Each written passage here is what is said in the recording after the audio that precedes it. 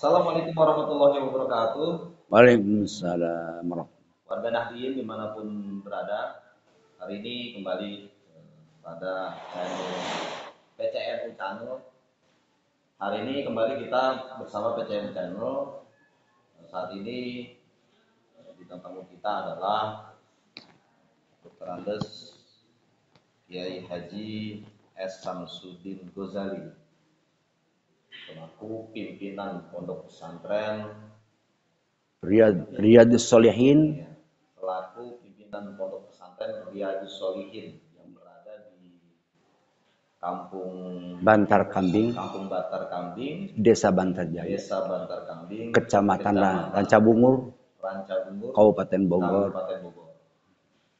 Nah, beliau ini adalah aktivis sekaligus ulama yang ada di Kabupaten Bogor yang sudah melalang buana di Indonesia, sudah banyak santrinya pula, dan memang tidak diragukan lagi kedalaman ilmu agamanya, khususnya ilmu alat, ilmu nahu.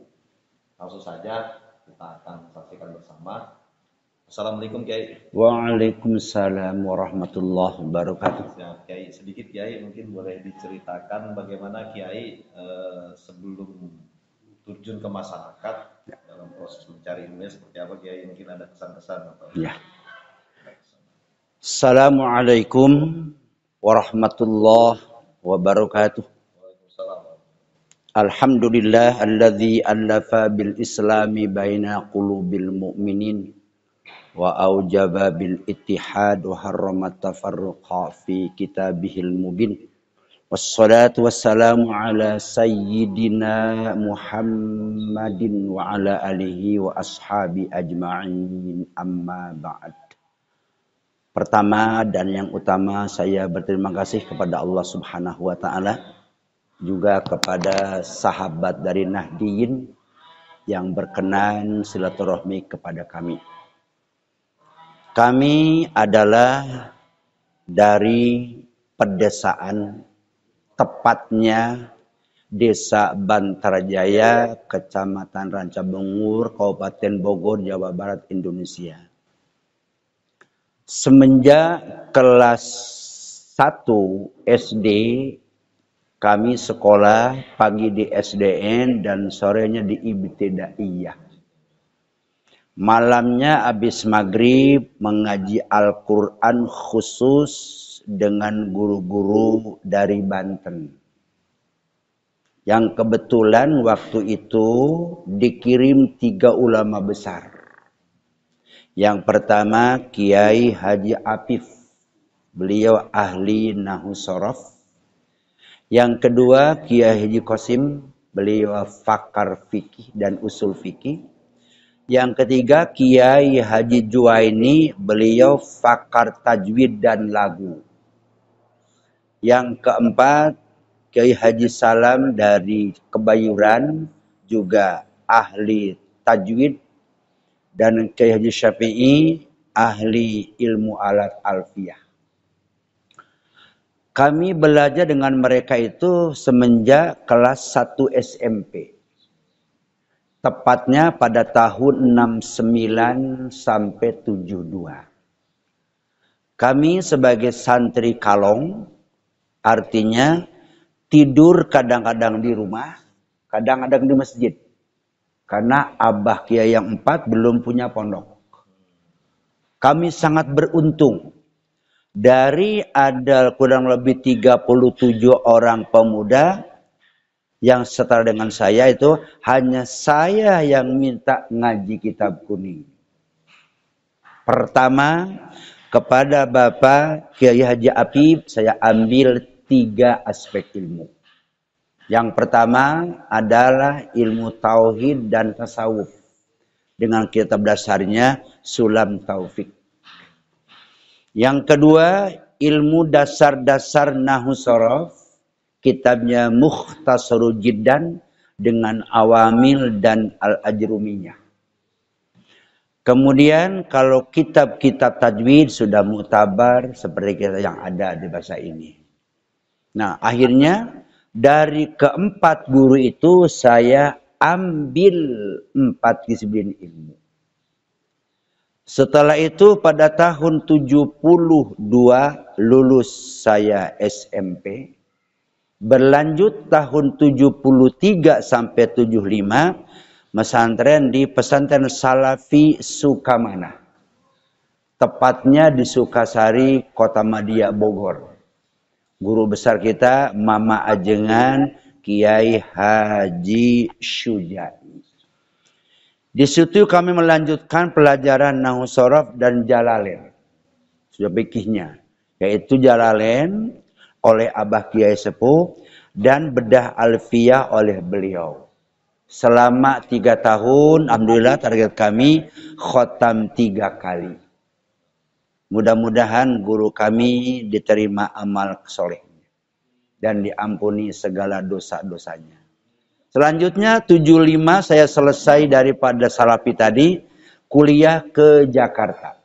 IAIN Syahid Ciputat Jakarta, ambil jurusan tarbiyah.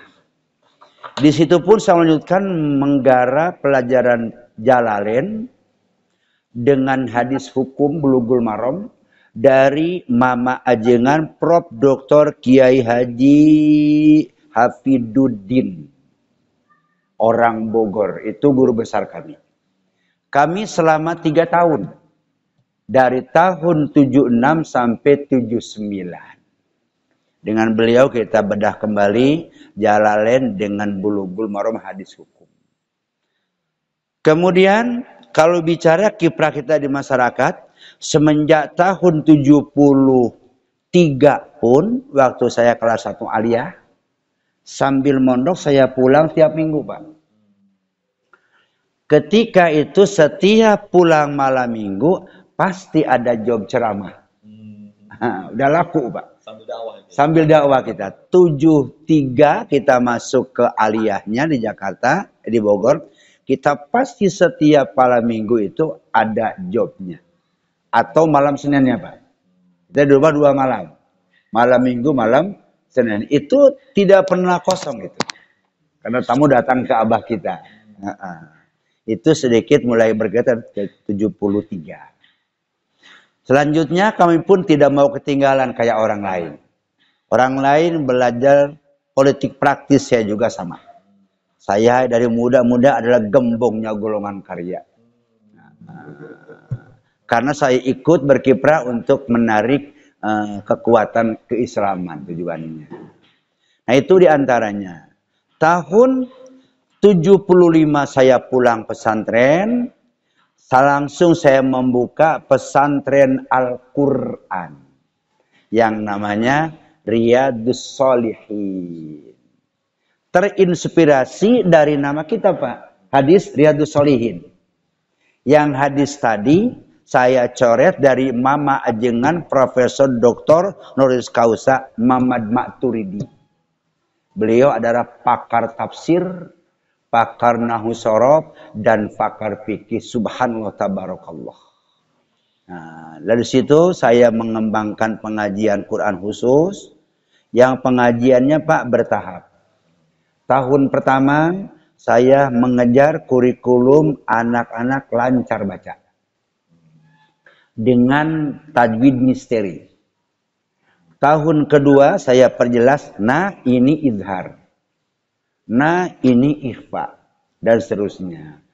Tahun ketiga kita belajar menggunakan tarjamah. Minimal dari makro itu. Karena saya bekali mereka dengan makro untuk kebutuhan di umat, Pak. Untuk acara khitanan ayatnya ini. Acara nikahan ayatnya ini, acara syukuran haji ayatnya ini, itu pilihan, Pak. Ya, sengaja, selain secara umum kita pilih.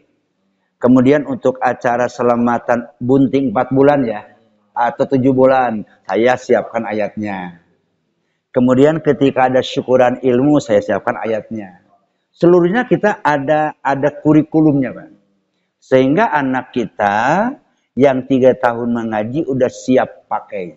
Itu dari sanawiyah ya? Dari sanawiyah SMP. Kita kombinasi, Pak. Murid ada sanawiyah, ada SMP, ada STM, ada SMK, ada aliyah. Itu yang di sana. Yang di Pontren Quran Riyadhus Shalihin. Nah, kemudian selain itu, kita bergabung dengan Pondok Modern Nur Azkia. Di sini asuhan Mama Ajengan Kiai Haji Useh, DRSMM, dan Ustazah Hajjah Mas'a, sarjana agama. Saya diminta membantu beliau dengan langkah elaboratif. Karena kehadiran dua pondok ini memang doa saya, Pak. Saya kepengen punya pondok salafi Qur'annya, ya Rabb. Munculkan sahabatku dari mana saja yang punya salafi tadi. Tepatnya tahun 2009, beliaunya ketemu, kita dialog.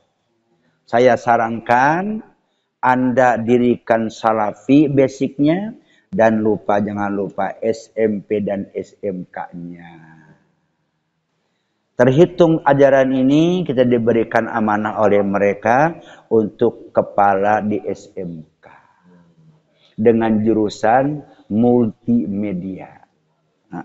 Kemudian seperti itu, dari program skill kognitifnya Pak, kita siapkan mereka untuk menjadi nanti sebagai moderator unggul.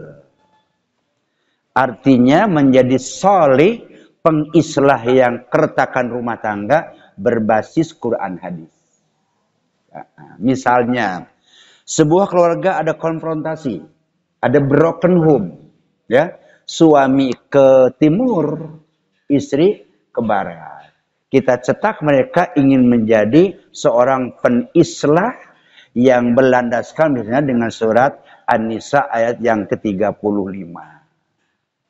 Fa in khiftum shiqaqa bainihima fab'atsu hakaman min ahli wa hakaman min ahliha. Yurida islahan yuwaffiqillahu bainahuma, sadaqallahul adzim. Gitu Pak. Jadi insyaallah pondok modern ini dengan sekolah formal kita menyiapkan adalah para moderator yang handal. Insya Allah. Nanti mereka kuliah lagi menjadi konsultan yang bertakwa.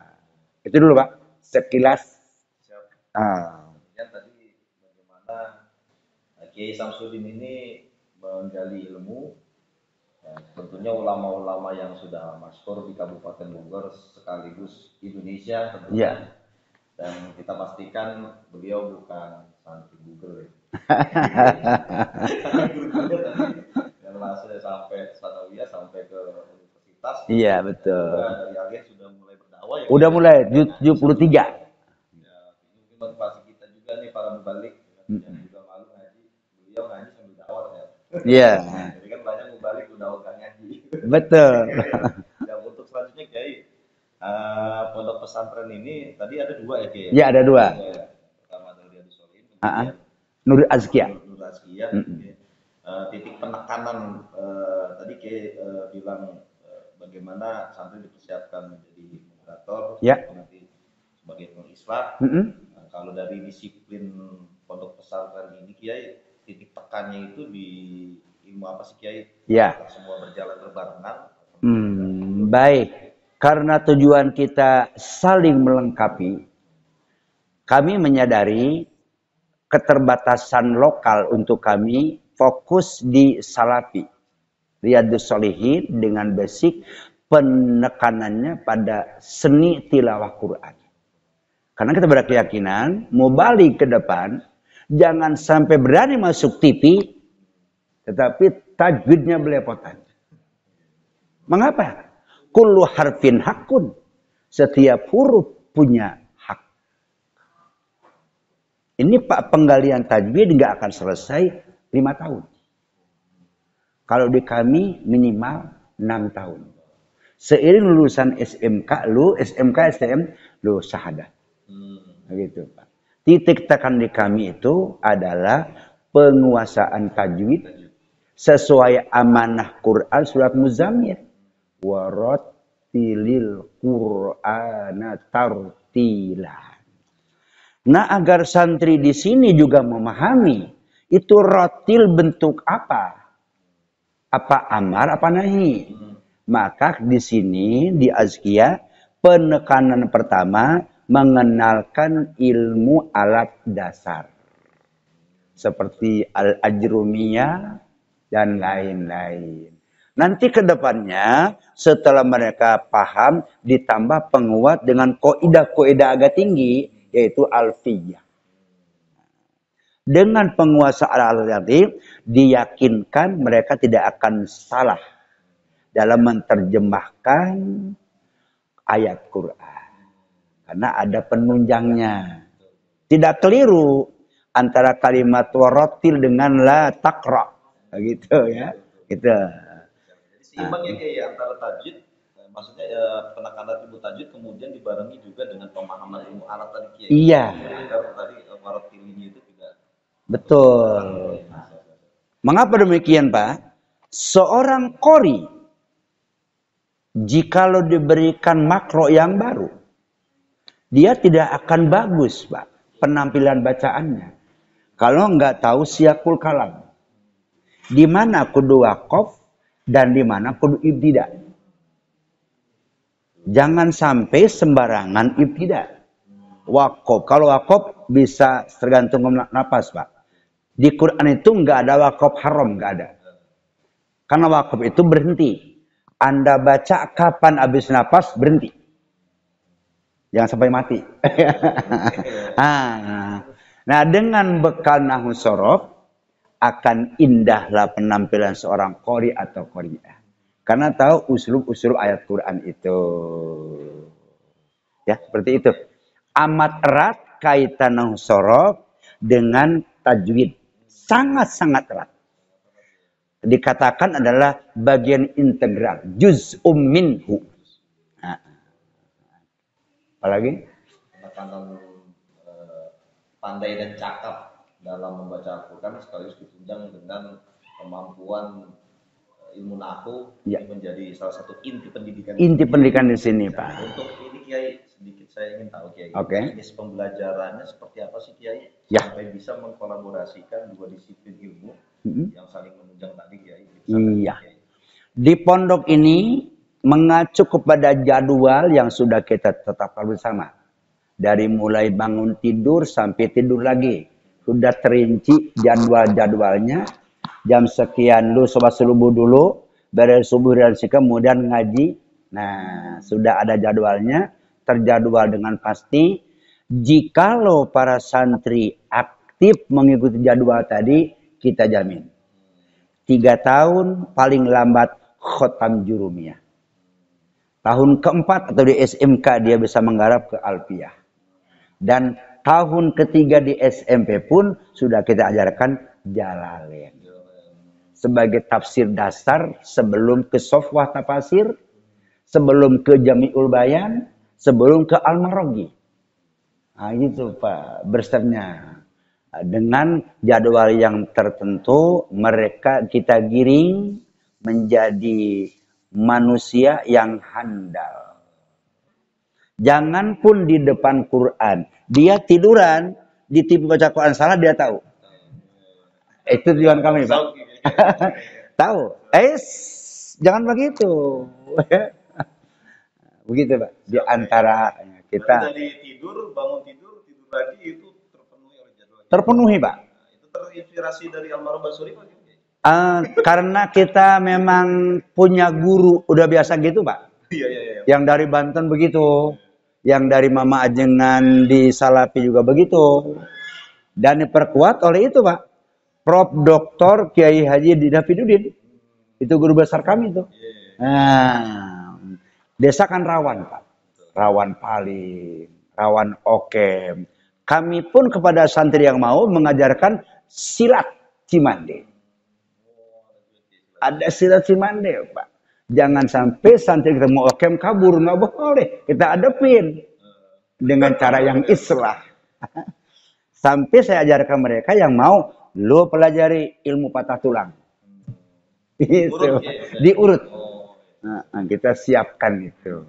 Jadi insya Allah Jika di sini mereka 6 tahun, Pak, insya Allah kami jamin pulang dapat syahadah tilawah dan mendapatkan syahadah dari ilmu-ilmu untuk menuju ke perguruan tinggi nanti. Tentunya untuk menuju kebesaran Nahdiyin. Itu Pak. Kita ingat dengan ungkapan ahli ilmu di sana itu, al-mulku bid-dini yabqa. Jabatan dengan di backing agama itu akan lestari. Wal mulku bid-dini yabqa.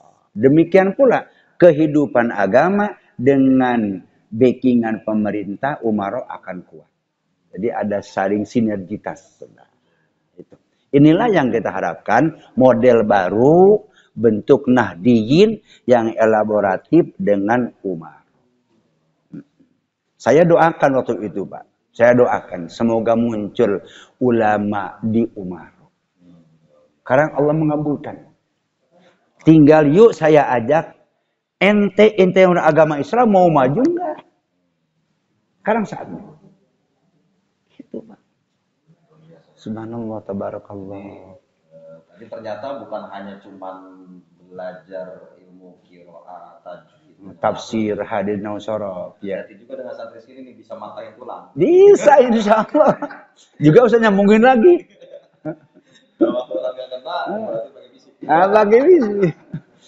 Nah, untuk menghindar fisik, Pak, kita ada jampe juga. Supaya musuh positif sama kita. Itu banyak terakhir. Seandainya memang udah nggak bisa lagi, seperti kisah Bani Israel kan dengan Firaun itu. Tapi selama bisa menghindar, hindari. Ini mah jikalau. Mangga. Ada bahas-bahas tentang NU Kiai. Ya, silakan. Kalau menurut Kiai ini untuk pesantren saat ini kan tentu menjadi kayak barang unik dan memang diharapkan banyak pihak untuk bisa menjawab pertanyaan zaman Kiai. Iya. Tadi beberapa pembekalan ilmu telah diutarakan oleh Kiai sendiri. Kemudian bagaimana sih Kiai harapan dari santri ini Kiai yang di sini untuk nanti menjadi bagian dapat mengisi kemerdekaan atau kelangsungan perjuangan Nahdlatul Ulama tadi. Iya, baik. Jauh sebelum diproklamirkan Hari Santri Nasional, jauh sebenarnya, yang namanya pesantren semenjak tempo dulu merupakan basic penentu untuk meraih kemerdekaan. Secara otomatis alumni pesantren Salafi dia adalah orang Nahdiyin, meskipun nggak ngaku. Nah, ingat Pak, sekarang ada dua forum, ada yang ngaku tengah jalan, ada yang eksis tanpa mengaku. Seluruh teman-teman yang dari Salafi itu otomatis pelaku pendukung Nahdiyin. Karena kebiasaan Nahdiyin sudah kami amalkan. Dari kecil, Pak. Puasa sunnah hari Senin dan hari Kamis. Kita berjanji. Kita tahlilan. Kita istighosah. Kita mengadakan ijtima ulama. Pak, ijtima ulama. Itu hakikatnya otomatis harapan kami, wahai para sahabat, meskipun kita tidak mengaku Nahdiyin, kita ini otomatis orang Nahdiyin. Orang Nahdiyin yang kita harus saling dukung-mendukung.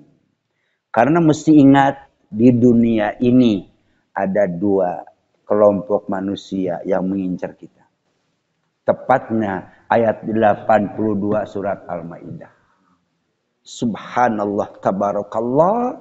Bahwa yang pertama adalah latajidanna, engkau pasti bakal menemui kelompok manusia yang paling membenci orang Nahdiyin, membenci orang mukmin. Maaf, al-yahud wal musyrikun. Untuk membackup ini semuanya hanya satu harga mati. Wa'tasimu bihablillah jami'an wa la tafarraqu. Jangan memilah-milah organisasi. Jangan. Mari kita bersatu padu membela agama Islam. Yang sekarang sedang booming pun kita sikapi dengan bijaksana adanya statement Presiden Prancis. Kita mohon pada Allah Ta'ala. Semoga dia mendapat taufik hidayah. Dengan pleset lidahnya mengadakan penghidayaan kepada Nabiullah Agung Muhammad. Kami nahdiyin hanya bisa berdoa pada Allah. Semoga dia mendapat taufik Allah. Mendapat taufik dari Allah dan hidayahnya. Tidak perlu. Sudah sendiri. Banyak odol juga. Iya, sudah Pak. Kita kalau perang jangan nonjolin senjata. Kagak boleh. Antum a'lamu bi umuri dunyakum. Itu lahan kita. Saatnya pokoknya tunjukkan Islam rahmatan lil alamin. Kalau kata orang Cimande, jikalau musuh menghantam kiri, cek. Begitu Pak. Ngeles dulu biar dia jatuh duluan. Ada musuh hantam kanan, dia gilak lagi, jatuh ke sana. Nah, kayak gitu Pak. Jadi saya mengharap semoga Nahdiyin ini ke depan semakin bermakna. Karena terinspirasi dengan sebuah ungkapan dari Buratul Nasihin bahwa qiwamud dunya bi arba'ati asya. Dunia ditopang oleh 4 tiang besar. Yang paling utama bi'ilmil ulama. Dengan ilmunya kita para ulama. Yang sigot ulama jama taksir kepada alimun. Di dalamnya ada ahli seperti antum, ada ahli ekonomi, ada ahli politik, kesehatan dan lain-lain. Itu mana ulama. Makanya di ulama pun tidak terbatas pada kiai. Orang muda perlu seperti ente. Kan you are a handsome boy. Subhanallah tabarakallah. Ya, begitu Pak. Mudah-mudahan kita berdoa ini titik awal pencerahan Republik Indonesia dengan wakil Bapak Kiai Haji Prof. Dr. Nurul Kausa Ma'ruf Amin. Ya, gitu Pak. Tadi Kiai menarik ya seputar persoalan bagaimana tadi banyaknya organisasi, kemudian banyak juga yang kecil udah NU, yang menyebut NU. Iya. Nah, tadi mungkin gambaran sederhananya Kiai bahwa ada NU yang memang secara simbol beliau atau orang-orang yang di dalamnya itu berjuang dengan bendera NU, ada yang tidak gitu Kiai ya? Iya, betul. Nah saat ini Kiai kalau di Kabupaten Bogor sendiri Kiai melihat seperti apa Kiai? Mungkin boleh dijawab atau tidak nih Kiai? Iya. Untuk dominasi atau kebanyakan nih Kiai. Banyak NU katakanlah simbolis atau struktur atau kultur Kiai. Setahu kita pasca penetapan kepengurusan baru ya oleh Dr. Kiai Haji Amin itu adalah kita merupakan titik awal Pak kemajuan NU di Bogor. Setelah rampungnya figur kepemimpinannya yang ditopang oleh masing-masing keanggotaan yang telah terbentuk sampai tingkat kecamatan, Pak. Berarti selesai nih. Tinggal nanti melangkah ke tingkat desa. Di mana semenjak dulu di tingkat desa pun sudah ada, Pak, yang bereksis NU. Cuman dia belum berani pakai label. Itu dah. Artinya NU yang khalis, yang original, gue nggak butuh gitu-gituan. Yang penting kiprahnya. Bahkan sampai guru-guru ngaji di kampung, Pak, yang punya andil besar kepada pemahaman agama di SD SMP, orang NU. Yang ngaji habis maghrib, ngajar ngaji di rumah masing-masing, itu orang NU, Pak. Yang membimbing tahlil juga orang NU. Cuman dia nggak ngaku gue NU. Nah, itu ya harapan kita. Mudah-mudahan dengan figur nasionalnya Abah Kiai, provinsi, kabupaten, kota, kecamatan, desa, kita ada harapan baik. Mudah-mudahan kita berdoa. Dan kita harus sadar, organisasi bukan tujuan. Hanya Allah. Bagikan kita melihat sebuah buah mangga. Kalau memang di ujung dahan, jangan dipaksa diinjek. Ntar patah. Gunakan gantar. Jadi ormas itu dari apakah MUI, apakah NU, apakah Muhammadiyah, apakah PUI dan lain-lain, itu hanya alat untuk mencapai tujuan. Tujuan kita, Pak tinggal satu nih yang belum nih. Baldatun thayyibah wa rabbun ghafur. Apa mungkin Pak di kita? Mengapa enggak? Indonesia negara di dunia yang sudah baldatun thayyibah. Koma ya. Nah, kita jamin. Multatuli kan pernah berkata, NKRI ini putri insejulen. Artinya putri yang cantik jelita, kaya cuman malu-malu. Nah, tinggal bagaimana penataan umat ke depan untuk warobun gofurnya. Nah, untuk meraih warobun gofur ini harga mati. Pesantren Salafi pertahankan. Yang kedua, latihan muhadharah tiap minggu pertahankan. Kebiasaan kita khotaman alfiyah pertahankan. Kebiasaan kita mengiring santri habis ngaji khotam lestarikan. Al-muhafadzah bil qadum sholih wal akhdhu bil jadidil aslah. Itu kaidahnya. Mungkin sederhananya keterangan sebenarnya itu justru pada penguatan ideologisasi atau budaya tadi ya Kiai ya. Iya. Bajunya apapun boleh. Silakan. Jaket tidak fanatik. Cuman masing-masing kita ambil peran yang sama. Kita mesti nyadari Pak. Kita kan baru mayoritas. Baru mayoritas Pak. Belum kualitas. Makanya teman-teman di pesantren, yuk pertahankan. Dan Anda jangan terlalu mimpi ingin banyak santri. Jangan. Walaupun sedikit yang serius. So berantinya seorang ulama yang jago bisa mengalahkan 1000 yang jahil. Baju jangan fanatik. Mau hijau, mau kuning, masa bodoh. Tapi satu, bagaimana cara meraih warobun ghafur? Hanya bisa melalui pendidikan keislaman. Harga mati itu Pak.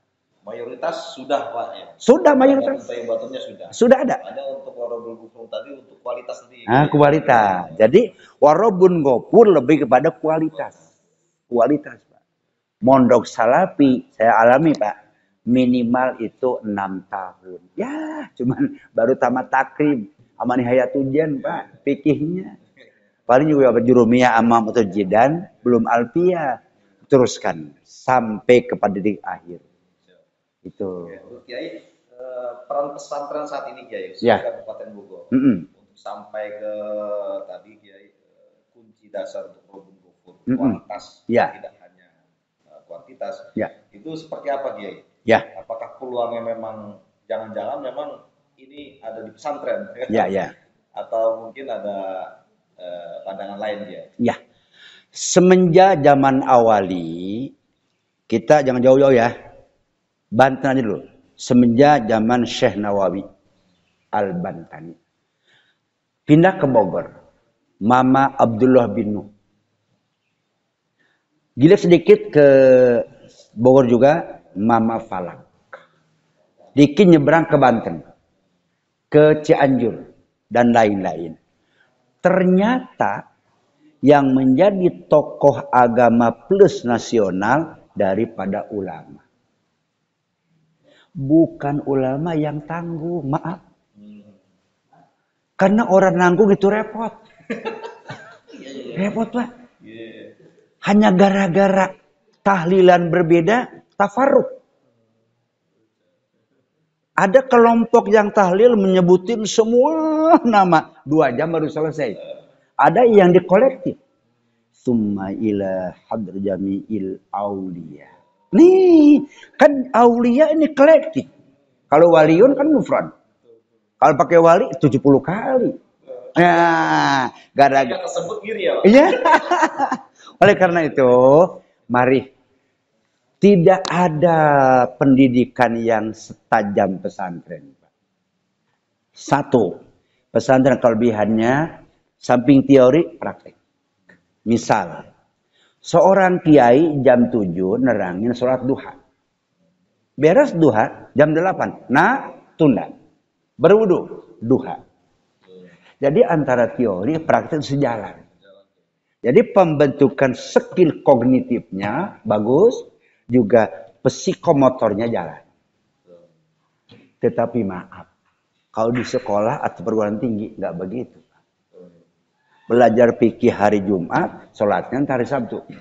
Bisa, Pak. Tapi saya di pesantren nggak juga praktek, Pak. Saya belajar buat nikah. Habis nyanturin ya. Habis pulang dinikahin kita, Pak. Gitu, Pak. Harga mati. Jikalau Bapak ingin punya anak yang dalam agamanya, hanya harga mati. Cari sekolah yang ada pesalafinya. Ya. Teman-teman yang di salafi, kebingungan murid, coba elaborasi dengan sekolah. Sehingga untuk mencapai hasanah fid dunia, perlu ilmu agama, perlu dunia. Sedangkan hasanah fil akhirah perlu agama. Kumpullah untuk mengejar warobun gofur, basic utamanya pesantren yang di backup oleh pendanaan Nahdiyin.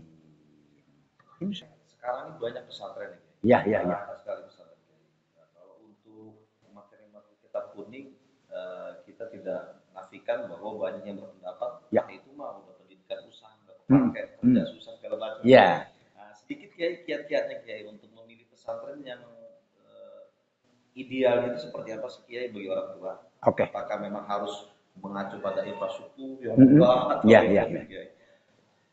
Mengacu kepada, kan kalau kita berangkat ya secara fikih itu al-umuru bimaqasidiha.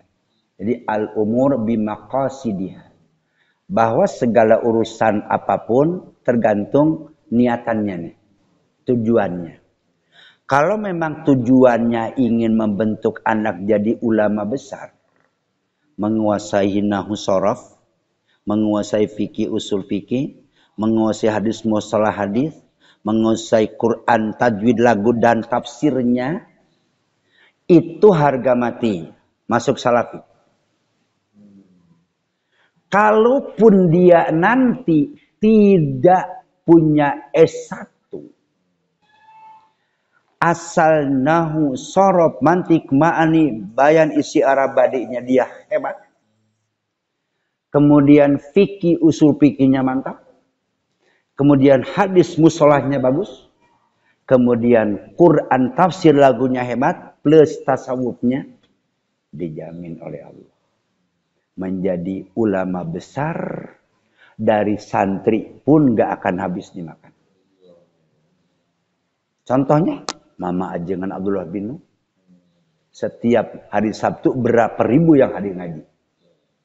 Kalau satu orang 50.000 aja, 50 juta seminggu. Bicara uang ya. Namun demikian, karena anak sekarang berbeda Pak.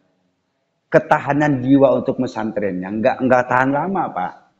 Maka yang terbaik di backup lah pendalaman santrinya dengan formal. Jadi idealnya orang tua murid pilihlah sekolah yang ada pesantrennya. Sehingga nanti saling mengisi. Dengan rumusannya untuk hasanah dunia perlu duit, perlu matematik, IPS, ilmu berhitung. Nah, untuk hasanah fil akhirah takwa. Itu. Iya. Artinya memang nggak harus pesantren tahfiz ya. Kadang-kadang orang ini hafalannya bagus, ternyata nggak cukup itu ya. Enggak Pak. Jadi ilmu kan kalau berbicara ranking ya Pak ya, maaf nih. Kalau ranking kiai atau ajengan atau mbah atau buya ya di mana-mana saya nggak tahu. Itu memang yang tadi itu 15 ilmu kudu. Minimnya nahu, sorof, induknya kan. Nah, nanti tambah lagi dengan lagun. Kemudian fikih, usul fikihnya. Kemudian hadis, mustalah hadisnya. Kemudian baca Qur'annya dengan tajwid, indah dengan lagu, terakhir tafsir, Pak. Nah, dan di pondok salafi pun mereka sudah diajarkan. Kamu untuk bekal kembali ke masyarakat minimal hafal juz 30. Namanya Jumat kudu make surat yang muktabar dalam kata fikih itu. Sabihis ke sana. Nah, jadi otomatis kalau di pondok salafi itu tanpa label tahfiz pun sudah wajib tahfiz. Minimal yaitu adalah juz 29 dan juz 30. Disambah ayat-ayat yang akan dipakai waktu ceramah nanti. Jangan sampai tema bab nikah ayatnya ragangan. Ya enggak? Gitu. Jangan sampai temanya membentuk anak yang soleh, ayatnya tentang baik. Kan nggak boleh. Nah, ada korelasi yang positif. Ya, ternyata pemirsa memang tidak cukup dengan disiplin penghafalan Al-Quran saja. Betul. Di pesantren itu juga ternyata menurut saya tadi memang penting juga memahami disiplin 15 disiplin itu tadi. Iya betul. Kemudian Kiai untuk tadi Kiai utarakan beberapa kitab. Ya. Apakah kitab itu memang menjadi keharusan Kiai? Dan urgensinya apa sih Kiai kita kitab itu Kiai? Dengan segala keterbatasan kadar keilmuan ulama-ulama sekarang, beda dengan mutaqaddimin. Bahwa mempelajari kitab salafi yang berlaku di Ponten itu sebuah kebutuhan. The needing. Mengapa? Karena keumuman di dalam Quran agak jelas di hadis. Namun belum terinci. Maka rinciannya ada pada kitab-kitab salafi. Misalnya, Bismillahirrahmanirrahim. Idza qumtum ilas sholati faghsilu wujuhakum wa aydiyakum ila akhir ayat. Hadisnya ada. Dirincikan dalam kitab fikih. Misalnya Fathul Qorib. Atau Riyadul Badi'ah. Atau di dalam Syarah Sitin. Atau di Baijuri. Itu kegunaannya merinci. Agar tidak melenceng tujuan. Yang kedua. Keumuman ayat tidak bisa dipahami oleh orang awam. Tentang tauhid misalnya. Di backup oleh Sulam Taufik. Yang merinci. Yang membatalkan iman ini. Kesempurnaan iman begitu. Ini ada pada kitab salafi. Yang memang merupakan kaya monumental ulama mutaqaddimin. Yang tertandingi Pak keilmuannya. Contoh, saya punya dosen. Prof. Dr. Kiai Haji Khotibul Umam. Dia di Jakarta Pak. Dia pakar nahwu sorof. Tetapi beliau tidak mampu. Tidak ada waktu membangun kitab sertifikat kitab itu. Mukhtasar jiddan. Subhanallah itu. Nah, jadi kehadiran mempelajari kitab salafi menurut kita itu sebuah kebutuhan. Untuk menyempurnakan basic keilmuan. Mengingat masa depan, klasifikasi umat nggak sama keilmuannya. Nggak sama. Orang petani nggak akan paham langsung ayat. Ya nggak? Dibimbing dengan kitab salafi dulu. Tentang babul miyah. Kan? Keumuman ayat kan Allah nurunkan air hujan tuh. Minas sama liyutahhirakum. Bagaimana nih praktikum toharo ini? Nah, diperincikan dalam Salafi. Jadi menjadi kebutuhannya mempelajari kitab Salafi. Dan gak sulit, Pak. Kan ada gini, kan. Jikalau Bapak sudah khotam takrib, fikih, otomatis bisa yang lainnya, Pak. Karena sudah satu kurikulum, GBPP-nya ada. Gitu. Tadi diutarakan nama Kiai sebegitu rinci ya. Kenapa harus ada rujukan kita penuh tadi? Iya. Atau juga bagian dari pentingnya untuk memahami ilmu alat untuk menafsirkan Al-Quran yang sifatnya umum tadi Kiai. Iya betul. Nah kemudian sekarang faktanya Kiai banyak sekali pesantren tahfiz Kiai. Iya. Pesantren tahfiz yang merasa cukup kembali ke Quran, itu Quran. Iya. Nah itu menurut Kiai ada nggak sih Kiai sisi kebahagiaannya gitu Kiai? Bahaya nggak sih itu Kiai atau seperti apa Kiai? Iya. Kita mesti mengacu kepada landasan pokok ya. Kita kembali kepada kisah sahabat Mu'az bin Jabal. Ini agak panjang nih Pak ini. Lakonnya nih. Kita potong aja ya. Bahwa memahami aspek hukum semata-mata tok dengan Al-Quran ini berbahaya. Karena apa? Kedangkalan ilmu manusia dan kedalamannya wahyu Al-Quran. Maka di backup dengan hadis mutawatir. Seperti dalam Al-Baqarah. Aqimus sholah. Kan global, general Pak. Bagaimanakah ini untuk menerjemahkan akimnya gimana nih? Apakah akimnya cuma sekedar akim berdiri atau stand up? Apa akim yang sempurna? Maka di hadapan sahabat Rasul praktek. Sholat. Mulai takbir, masang tangan, i'tidal, ruku dengan sempurna sampai akhir. Setelah salam kanan kiri, Rasul bersabda, "Shallu kama ra'aitumuni usolli." Nah sekarang permasalahan agama, kepada siapa mengadu? Rasul sudah wafat. Sahabat sudah tiada. Tinggal mengadu kepada hadis.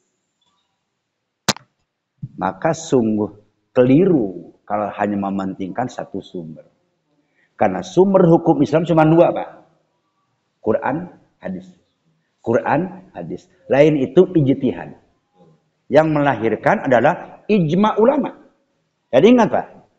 Yang menjadi ketentuan hukum bukan qaul wakil. Bukan. Tapi ijma ulama.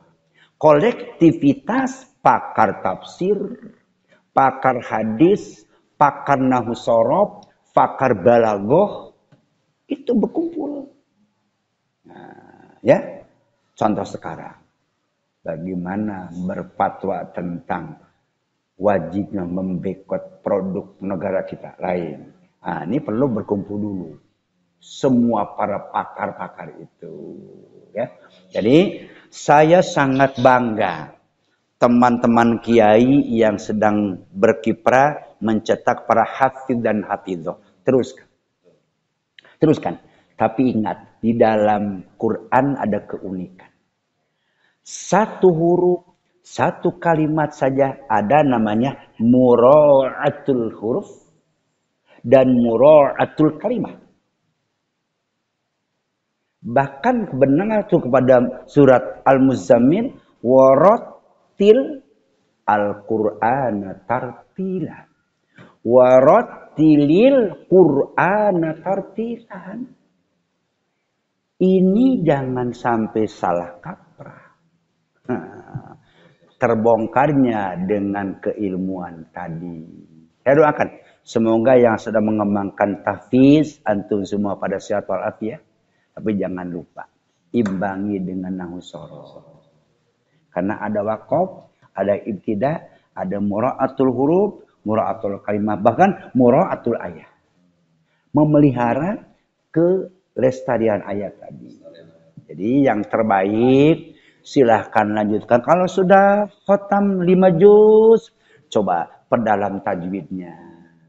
Sudah kuasa, lihat lagunya. Gitu, Pak. Ya. Jadi selain juga hafiz, mampu juga menjadi dai gitu ya. Itu. Karena dai mau tidak mau kan yang disampaikan itu persoalan hukum ya. Yakin. Oke, ini mungkin obrolan yang saya anggap sangat penting. Silakan. Ternyata kita bisa menseleksi pondok pesantren mana untuk anak kita. Karena tadi kata Kiai sesuai maksudnya mau jadi apa nih? Ya.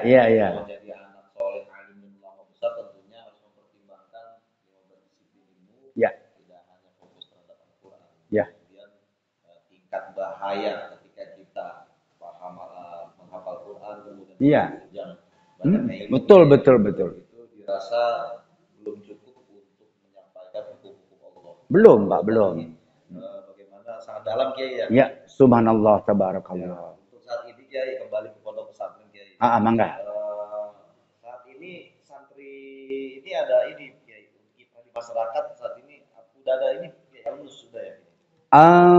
Kalau dari produk Riyadhus Shalihin, karena dari tahun 85 Pak, kita berdirinya, sudah sangat banyak mereka yang jadi tokoh di masyarakat, sebagai pegawai negeri, bahkan anggota yang tugas menikahkan. Ya. Umumnya santri saya saja lulusan tahun 89 itu sudah rata-rata punya majelis taklim. Majelis taklim, bahkan ada yang menjadi anggota di Dai Kamtimas. Ada dia menyandang sekarang menjadi ketua MUI desa. Pak, banyak itu. Kalau dari kita. Nah, dari Nur Azkia nanti akan menyusul. Di sini karena baru kita melahirkan kalau nggak baru 2 angkatan SMP-nya. Yang diharapkan Kiai, biasanya kalau mereka udah mau alumni apa sih Kiai pesan-pesan dari Kiai kepada para alumnus? Iya. Kita menganut kebiasaan positif. Yaitu ada uji kompetensi. Secara akademik, dia diharuskan membaca kitab yang telah dicoret selama 3 tahun. Nah, sorofnya Pak. Tanya dulu, lo di mana kuasainya? Jurumiyah Pak, kuasai. Nanti dites oleh Kiai. Fokus dulu Pak. Selesai lulus atau tidaknya variatif kan. Kemudian bagian kita ini mengetes Jalalain Pak. Jalalain. Nah, kita akan tahu kan kedalaman mereka itu sesuai kurikulumnya.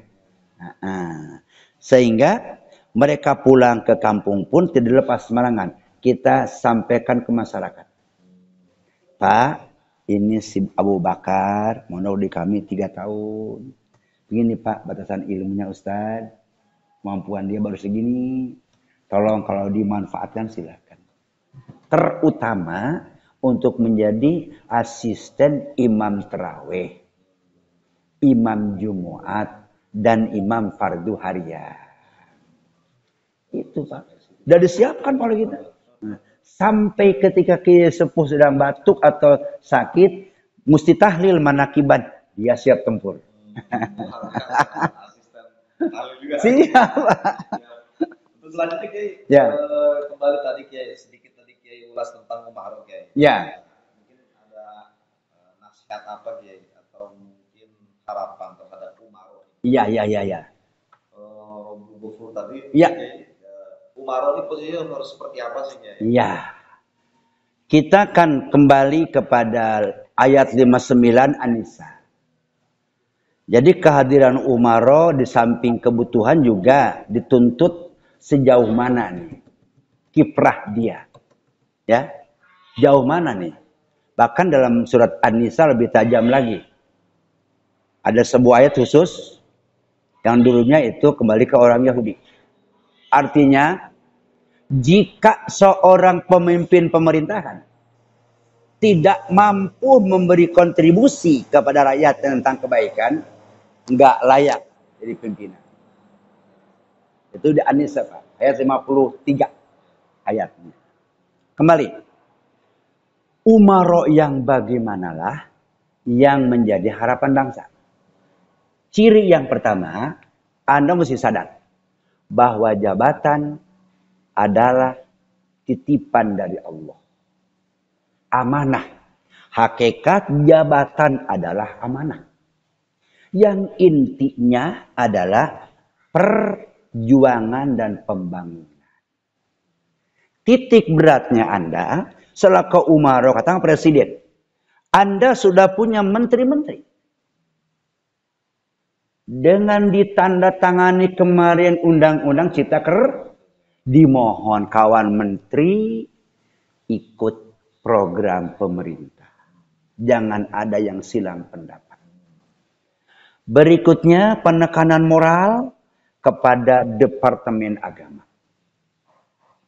Dengan kurikulum ada program madrasah aliyah khusus. Ini baru rancang nih teman-teman nih. Ini dengan nanti melahirkan dai-dai yang berkualitas. Singkatnya, jadilah umaro yang amanah. Banyak-banyaklah Anda membaca sirah Nabi. Nabi selain Rasul juga sebagai panglima perang. Sebagai umaro dengan keadilannya. Ya. Gerakan-gerakan salawat ini. Iya. Itu kan Masya Allah gerakan yang positif itu menurut kita. Kita kan punya terbatasan. Tenaga terbatas juga daya dengar terbatas. Mohon pada Allah Ta'ala. Maka sejak dulu saya suka senang Pak lihat teman-teman ke Jakarta, saya di rumah. Saya berdoa. Ketika terpaitnya Kiai ada langkah-langkah pemerintah yang katakanlah zolim tanda kutip Kiai. Iya. Itu langkah yang paling tepat menurut Kiai itu apakah sama menyikapi tadi Jerman segala Prancis ya Kiai? Iya. Dengan doa gitu Kiai. Iya, ketika ada tanda-tanda umaro akan nyimpang, Pak. Maka ulama berkewajiban. Terutama ulama Nahdiyin yang menjadi wakil presiden. Kesempatan Tuan Kiai sekarang nasihat. Nasihat kepada presiden. Insya Allah beliau juga akan manut. Sebab mengapa? Akan berdampak negatif. Menurut catatan pengakuan dunia, Islam di kita mayoritas. Paling banyak di dunia. Paling banyak. Otomatis kebutuhannya juga paling banyak. Bantuan pun pasti paling banyak. Negatifnya yang bodoh pun paling banyak. Yang miskin pun paling. Jangan heran bro. Kita mayoritas. Jangan dituampi. Angka pengangguran naik lagi. Kemiskinan kemarin kan baru 21.000 Pak juta ya. Sekarang sudah 26. Kemarin di TV itu. Gak usah kaget. Karena kita mayoritas, otomatis yang miskin pun mayoritas. Yang bodoh juga mayoritas. Jangan kaget. Tapi ketika ada umaro menyimpang, tugas ulama di luar mendoakan. Dan Tuan Wapres yang paling dekat sampaikan. Konsepnya, watawasobil haqqa. Dan saya yakin dengan sosok Bapak Presiden Jokowi itu akan manut. Insya Allah. Udah berjalan ya? Apanya?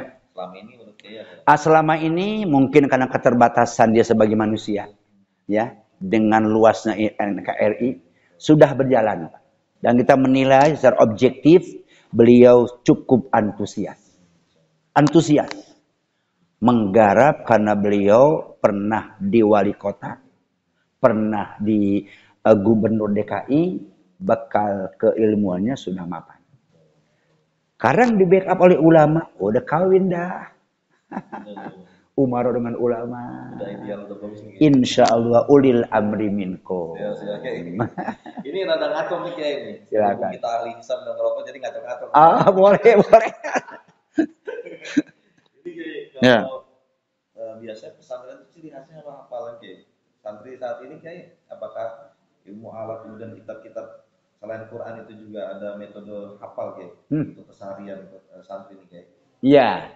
Waktu-waktunya kapan aja Kiai? Iya ya. Di kita kan lengkap Pak. Tadi kita ulang ya. Selain kitab kuning itu Pak ada uniknya, ingat tuh. Kitab Nahwu Shorof dari mulai Matan Bina, Imriti, Al-Ajrumiyah, ya, Mukhtasar Jiddan dengan Alfiyahnya, Pak. Ini karena rumus. Mesti apa? Kitab itu semua dihafalkan ya? Enggak semua. Hanya garis besarnya. Contoh. Untuk dapat menebak ini kalimat isim. Ini kalimat fi'il. Nah, mutlak kudu tahu ta'rif isim.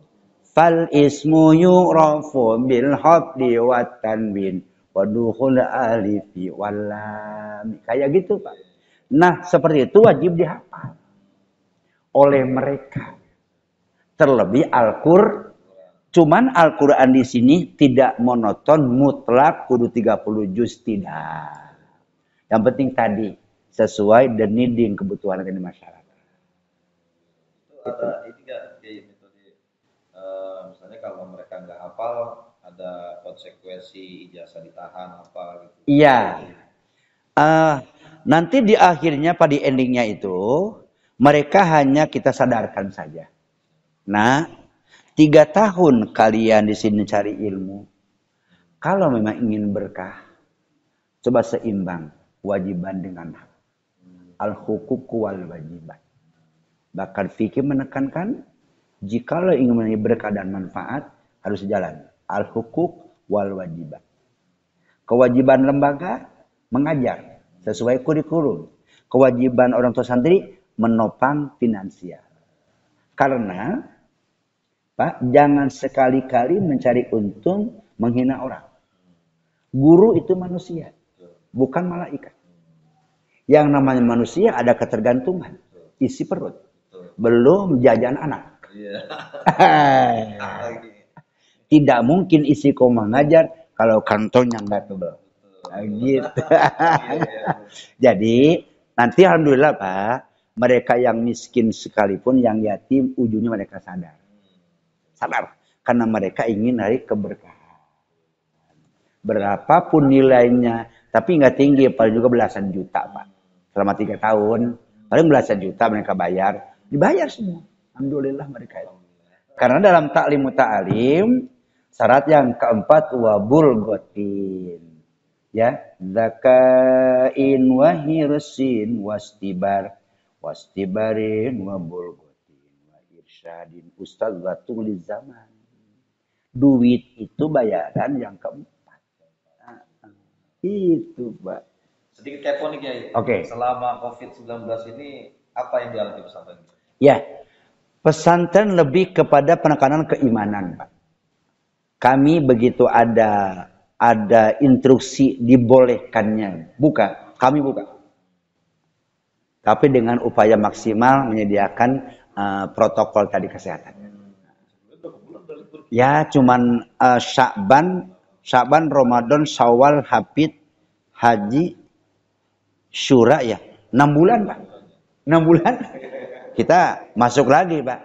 Alhamdulillah mereka kayaknya karena mungkin antibody lebih kuat ya. Nih kita sehat. Dikit-dikit panas, kita kontrol ke rumah sakit sehat lagi. Alhamdulillah, Pak. Kita selalu mengacu kepada undang-undang negara. Tapi full balik lagi. Enggak. Yang udah pulang kembali ke pondok. Kembali ke pondok. Berangsur pulih nih kayaknya. Pulih alhamdulillah. Semenjak masuk ini alhamdulillah kita sehat walafiat. Enggak, gurunya juga pada sehat, juga santri sehat walafiat. Oleh pemirsa, kembali lagi kita bersama Dr. Andes Kiai Haji S. Samsudin Ghazali. Ya. Selanjutnya ada pertanyaan nih Kiai. Bagaimana sih menjaga harmonisasi antara dua lembaga nih Kiai? Ini kan dua pondok pesantren nih. Betul. Menjaga agar tetap harmonis nih. Rahasianya apa sih Kiai? Iya. Rahasia yang kami pendam dan kami ejawantakan hanya satu. Dengan landasan keikhlasan membangun umat dan menyadari akan keterbatasan. Jangan pun kelas kiai, Kangjeng Nabi Adam saja dia menjawab adalah ilmu yang saya ketahui cuma sedikit. Kan? Begitu. Apalagi kelas kiai. Karena sejarahnya berdiri Azkia, pondok plus sekolah, adalah atas rekomendasi saya. 2009 tepatnya, Abah Kiai Sepuh dan Ibu datang mengundang kita untuk mendirikan bangunan pesantren plus sekolah. Itu kita membuat komitmen. Manggo, kita bareng-bareng. Ini umat terutama desa Bantarjaya, tolong kita Islamkan. Saya sedikit bisa baca Quran, bisa lagu, kita saling mendukung. Nanti santri saya dioper ke Pak Kiai, juga bila yang saya diminta ngajar, siap untuk langsung mengajar di Ponten Nur Azkia. Jadi semenjak awal pun dia telah membangun harmonisasi. Karena punya tujuan yang sama. Yaitu untuk kalau konsep kita li islahil ummah. Untuk mencapai keberesan umat. Nah, tidak mungkin tercapai umat yang islah jika tokohnya tidak harmonis. Ini kunci yang pertama. Yang kedua berangkat dari tujuan kita bersama. Tugas kiai itu adalah al-ulama warasatul anbiya. Di dalam ayat 2 Al-Jumu'ah pun Allah menerangkan bahwa tugas pokok Rasul adalah membacakan ayat-ayat Quran. Yang kedua, membersihkan segala penyakit batin yang merupakan warisan negatif daripada Fir'aun dan kawan-kawan. Nah, maka dengan adanya pertemuan saya dengan Bapak Kiai dan Ibu sini menjadi kaya ilmu. Beliau ngajarkan nahu sorofnya dengan fikih salafinya, saya membantu tafsirnya dengan lagu dan tajwidnya. Sehingga ada kesamaan tujuan dan visi misi kita. Itu, Pak.